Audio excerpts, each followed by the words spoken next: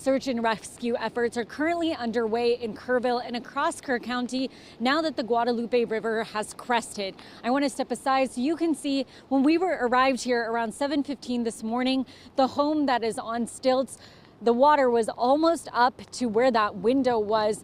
As you can tell now, the Guadalupe River has since crested.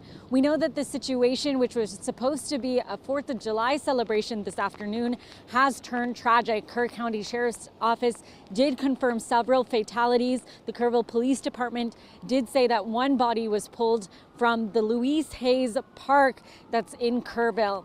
That's saying this is still an active, ongoing investigation.